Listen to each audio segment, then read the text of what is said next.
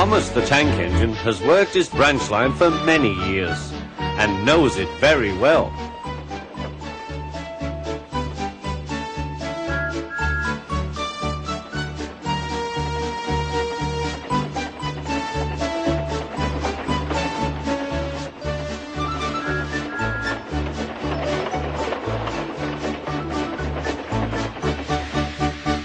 You know just where to stop, Thomas, laughed his driver.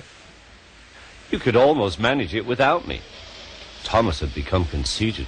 He didn't realize his driver was joking.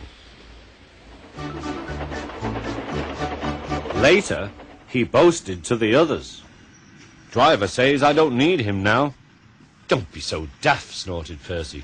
I'd never go without my driver, said Toby earnestly. I'd be frightened.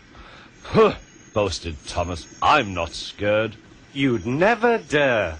I would then. You'll see. The next morning the firelighter came. Thomas drowsed comfortably as the warmth spread through his boiler. Percy and Toby were still asleep. Thomas suddenly remembered. Silly stick in the mud, he chuckled. I'll show them. Driver said I could manage without him. I'll just go out. Then I'll stop and wheesh. That'll make them jump. Thomas thought he was being clever. Really, he was only moving because a careless cleaner had meddled with his controls. He soon found his mistake.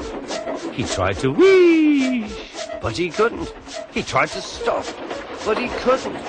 He just kept rolling along.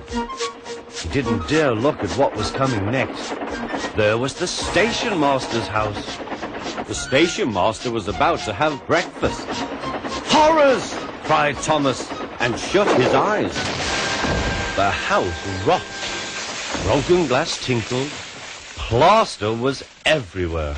Thomas had collected a bush on his travels. He peered into the room through its leaves. He couldn't speak. The Stationmaster was furious. His wife picked up her plate. You miserable engine, she scolded. Just look what you've done to our breakfast. Now I shall have to cook some more. She banged the door. More plaster fell. This time it fell on Thomas. Thomas felt depressed. Workmen propped up the house with strong poles and laid rails through the garden. Meanwhile, Donald and Douglas arrived.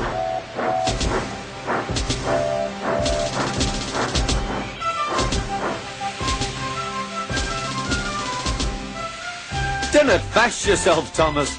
We'll soon have you back on the rails, they laughed.